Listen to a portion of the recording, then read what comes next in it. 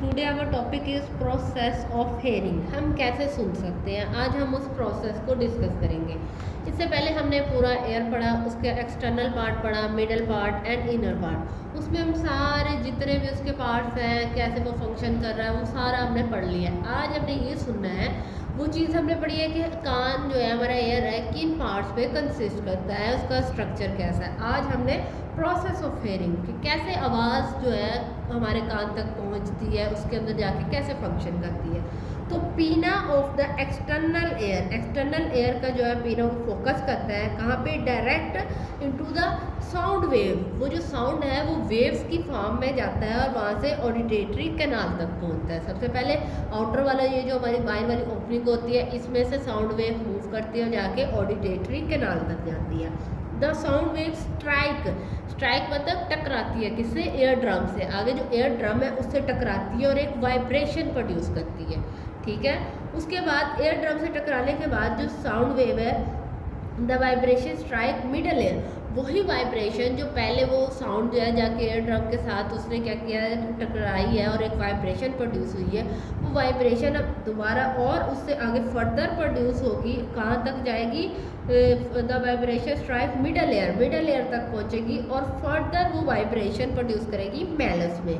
Malleus, incus और then steps, ये तीनों किसके, मिडल एयर के पोर्शन है।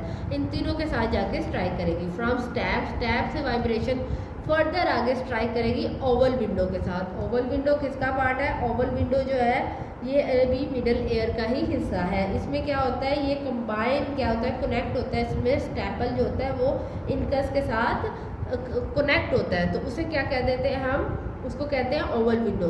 सबसे पहले क्या है, वो पीनस से टकराई है, उसके बाद क्या कहते हैं, पीना से टकराई है, उसके बाद वो जाके किसे, ऑडिटेटरी कैनाल से, फिर एयर ड्रम से, एयर ड्रम के बाद वो क्या गई है मिडल एयर के साथ, और फिर मैलस से इनकस में, इनकस से स्टैप्स में, स्टैप से वो आगे कहाँ गई है, ओवल विंडो में, और then reach the fluid fill middle duct of क्लोका। मिडल डक्ट क्लोका तक पहुंची है, जो फ्लूइड फिल है, फ्लूइड से भरा हुआ है, ठीक है। द फ्लूइड ऑफ कोलेका इज मूव्ड, वो जो फ्लूइड है वो आगे मूव करेगा और रिसेप्टर सेल जो है, वो सेल जिन्होंने रिसीव करना था इसे, वो स्टिमुलेट हो जाएंगे, फौरन एक्टिवेट हो जाएंगे। रिसेप्टर सेल जनरेट, वो एक नर्व इम्पल्स जनरेट करेंगे फौरन, और वो नर्व इम्पल्स फौरन हमारे दिमाग के पास जाएगा और जाके उसे बताएगा कि ये वाला प्रोसेस चल रहा है, इंटरप्रेटेड करेगा एज अ साउंड के तौर पे वो हमें सुनाई देगा। इसके बाद है साउंडलेस वर्ड। बहुत सारे लोग ऐसे होते हैं जो सुन नहीं सकते, उनमें ये एबिलिटी नहीं होती कि वो कुछ भी चीज़ सुन सके। वो क्यों होता है, क्योंकि डेफनेस जो है ये एक ऐसी हालत है जिसमें सुनना मुमकिन नहीं है।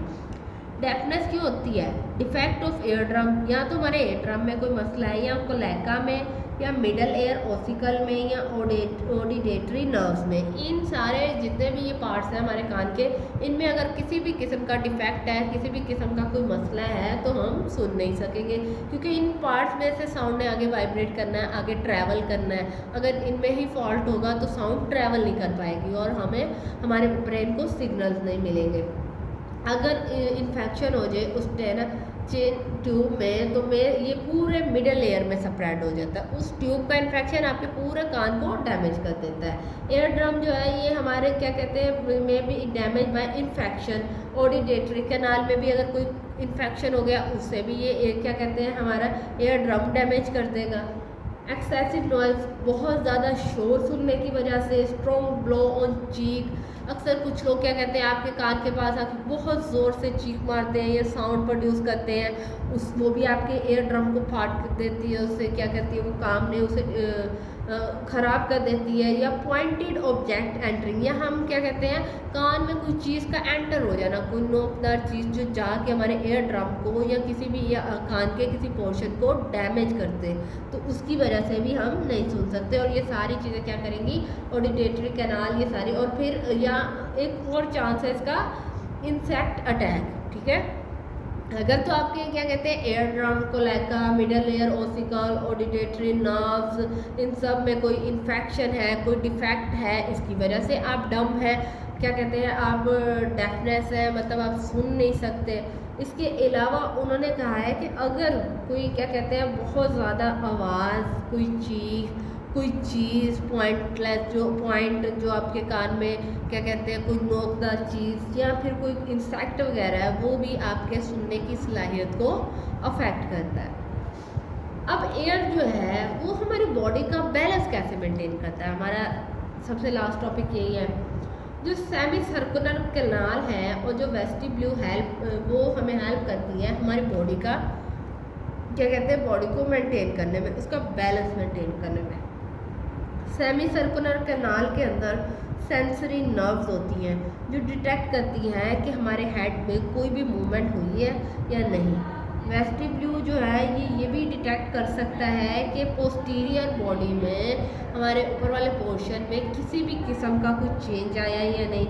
इसके अलावा जो न्यूरॉन है coming from this two receptor reach cerebellum through the auditory nerves, जो हमारे न्यूरॉन हैं वो क्या कहते हैं दो रिसेप्टर्स जो वो कहाँ से जो हमें सेरिबेलम से मिल रहे हैं, रीच सेरिबेलम तक जो पहुँच रहे हैं वो भी ऑडिटरी नर्व्स के थ्रू पहुँच रहे हैं। ये सारी चीज़ें जो मिल के हमारी बॉडी को बैलेंस रखती हैं। आज का हमारा ये